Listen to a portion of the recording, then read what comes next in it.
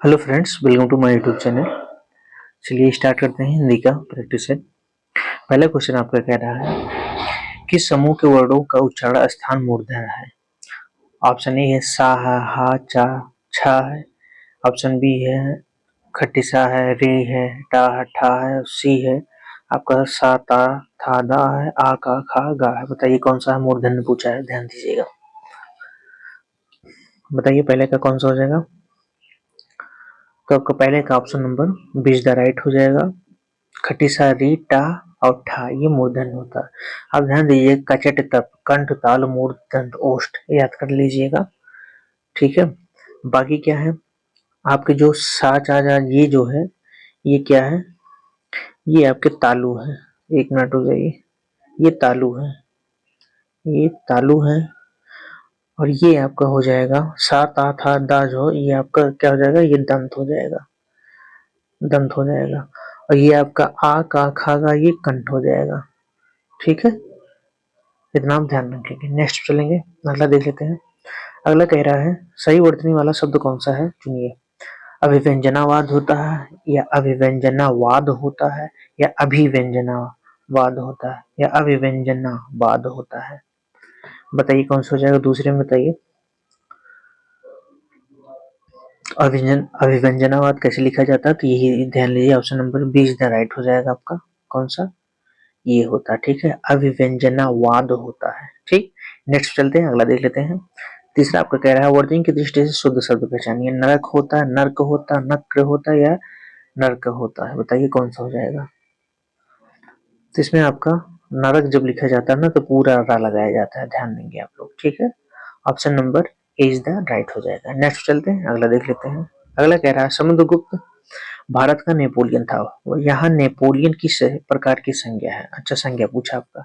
Napoleon जो है कौन सी संज्ञा, व्यक्तिवाचक है, जातिवाचक है, भाववाचक है या समूहवाचक है। बताइए नेपोलियन कैसी संज्ञा है।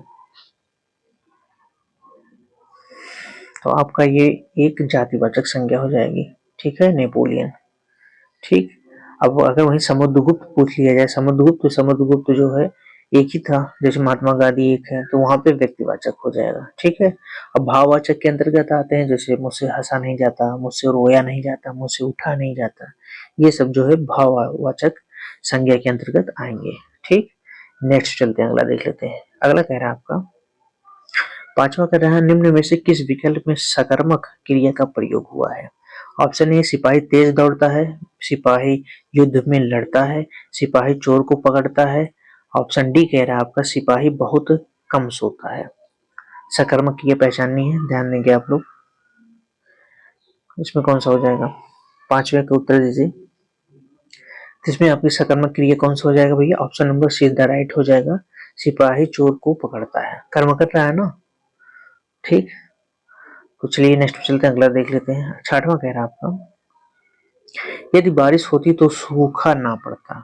इस वाक्य में काल कौन सा है। संदिग्ध भूतकाल है, हेतु हेतु मद भविष्य है या संभाव्य भविष्य है या हेतु हेतु मद भूतकाल है। बताइए कौन सा हो जाएगा। यदि बारिश होती तो सूखा ना पड़ता, इसमें आपका काल पूछा है, कौन सा हो जाएगा बताइए। इसमें आपका option number D is the right हो जाएगा। हेतु हेतु मध्य भूतकाल है। ठीक है, इसका एक उदाहरण और होता है, जैसे कहते नहीं है मैं आता तू चला जाता, तू जाता, ये भी जो है हेतु हेतु मध्य भूतकाल है। ठीक, नेक्स्ट चलते हैं, अगला देख लेते हैं। सातवां कह रहा है एन वक्त में कौन सा उपसर्ग है। एवन है, वक्त है, ए है, एन है। उपसर्ग पूछा है, बताइए कौन सा हो जाएगा सातवें का। तो इसमें आपका option number D is the right हो जाएगा, एन लगा है। ठीक है, अभी आप देखिए जैसे एन है, एन हम निकाल दे रहे हैं तो मूल शब्द क्या बचा है, वक्त बचा, एन निकल गया, ये आपका वक्त बचा है, तो जाहिर सी बात है एन जो है उपसर्ग लगा गया। ठीक है, नेक्स्ट चलते हैं, अगला देख लेते हैं। आठवां कह रहा है आपका अनय शब्द का विपरार्थक। अच्छा, शब्द बताइए कौन सा। आदि हो जाएगा, अनय हो जाएगा, नय हो जाएगा, अनग हो जाएगा, ऊपरी हो जाएगा। बताइए कौन सा हो जाएगा। आपका 8वां का आंसर कौन सा हो जाएगा, जल्दी दीजिए। 8वें का option number C is the right हो जाएगा, नय होता है। ठीक है, अब देख लीजिए, अनय का नय हो गया, आदि का क्या होता है, अंत होता है, ऊपरी का आधा होता है, अनघ का अघ होता है। ठीक है, क्या होता है इसका, इसका हो जाएगा अघ। ठीक है, ऊपरी क्या जानते हैं, आधा हो जाएगा, विसर्ग लग जाएगा। ठीक, नेक्स्ट चलते हैं, अगला देख लेते हैं। अगला कह रहा है उदात्त का विलोमार्थी शब्द है। 9वां क्वेश्चन, बताइए कौन सा हो जाएगा, उद्धत हो जाएगा, अनुदात्त हो जाएगा, दानशील हो जाएगा या क्षमावान हो जाएगा, कौन हो जाएगा।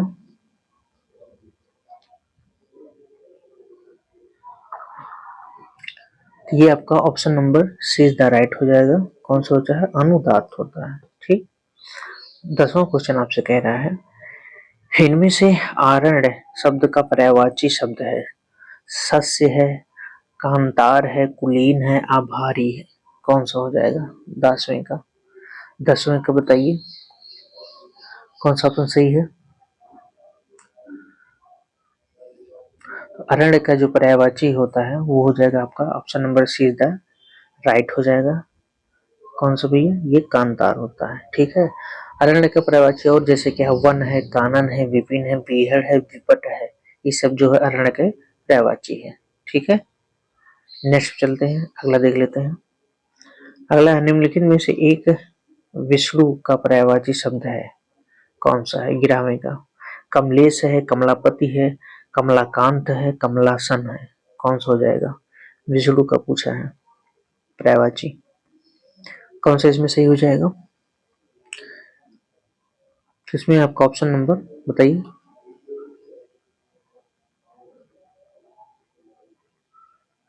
आपका option number D is the right हो जाएगा, कमलासन होता है विष्णु के पर्यायवाची। और देख लीजिए, हम बोल रहे हैं बस आप सुनते चले जाइए, जब दिमाग में बैठा रहेगा, जब आएगा एग्जाम में तो जो जाहिर सी बात है फिक्स होना सही ऑप्शन जाएगा। तो इसका क्या होता है, कमलेश होता है, कमलाकांत है, ये सब जो है जैसे लक्ष्मीपति और ये जनार्दन हो गया, हरि हो गया, नारायण हो गया, ये सब जो है विष्णु ये पर्यायवाची होते हैं। ठीक है, नेक्स्ट चलते हैं। 12वां क्वेश्चन आपका कह रहा है इनमें से, 12वां क्वेश्चन क्या कह रहा है, 12वां क्वेश्चन कह रहा है इनमें से ईर्ष्या का पर्यायवाची कौन सा है। पर्यायवाची यार बहुत ज्यादा पूछ रहा है, आ है या प्रतिस्पर्धा है, स्पर्धा है, डा है, बताइए कौन सा हो जाएगा। 12वें का, 12वें का आपका option number D is the right हो जाएगा, डा होता है। ठीक है, इसके अन्य पर्यायवाची शब्द जैसे जलन हो गया, कूड़न हो गया, द्वेष हो गया, विद्वेष हो गया, विद्वेष होता है, हसद हो गया, मत्सर हो गया, रस्क हो गया, ये सब जो है इसके ईर्ष्या के पर्यायवाची है। ठीक, नेक्स्ट चलते हैं, अगला देख लेते हैं। 13वां क्वेश्चन आपका कह रहा है प्रसाद प्रासाद युग का सही अर्थ है। अच्छा बताइए क्या हुआ, कृपया और पूजा की सामग्री, महल या महानता, फल या कृपा या महल, कौन सा हो जाएगा बताइए, ऑप्शन दीजिए, उत्तर दीजिए। तो आपका option number D is the right हो जाएगा, कृपया और महल होता है। प्रसाद मीन्स कृपया होती है और प्रसाद मीन्स महल होता है। ठीक, नेक्स्ट चलते हैं 14 क्वेश्चन, 14वां देख लेते हैं। 14वां कह रहा है जो देखने योग्य ना हो, वाक्यांश के लिए एक शब्द बताइए। अवर्णनीय हो जाएगा, अप्रत्यक्ष हो जाएगा, अदर्शनीय हो जाएगा या अदृश्य हो जाएगा, 14 कर दीजिए। तो इसका option number C is the right हो जाएगा, अदर्शनीय होता है। जो देखने योग्य ना हो उसको क्या कहते हैं, अदर्शनीय कहते हैं। अब इसमें अप्रत्यक्ष किसे कहते हैं ये भी आप ध्यान देंगे, किसी को जो दिखाई ना दे उसे अप्रत्यक्ष कहते हैं, जो वस्तु हमारी आंखों से दिखाई ना दे उसे अदृश्य कहते हैं, जिसका वर्णन नहीं किया जा सके उसे अवर्णनीय कहते हैं। ठीक, 15 में चलते हैं, अगला क्वेश्चन देखते हैं। अगला कह रहा है धन से संबंध रखने वाले वाक्यांश के लिए एक उचित शब्द क्या है। मालिक है, मूल्यवान है, आर्थिक है या कीमती है, कौन सा हो जाएगा ऑप्शन नंबर, इसमें कौन सा सही हो जाएगा, बी इज द राइट हो जाएगा, आर्थिक। ठीक, नेक्स्ट चलते हैं, अगला क्वेश्चन। 16वां क्वेश्चन आपसे कह रहा है मातृडाम का संधि विच्छेद, बताइए कौन सा हो जाएगा। ऑप्शन चारों देख लीजिए, मात धन ऋणाम होगा या मातृधन ईड़ाम होगा या मात धन रीलाम होगा या मातर धन ईलाम होगा, कौन सा हो जाएगा जल्दी बताइए। जिसमें आपका ऑप्शन नंबर 20 द राइट हो जाएगा, मात धन रीलाम होगा। ठीक, आगे चलते हैं। अगला क्वेश्चन 17वां क्या कह रहा है, साधारण का सही संधि विच्छेद बताइए। चारों ऑप्शन देख लीजिए, कौन सा हो जाएगा बताइए। और तो इसमें ध्यान देंगे आप लोग, इस ये में ये दीर्घ संधि है, ठीक है। इसमें मात्रा में कौन सा संधि दीर्घ है, ठीक है।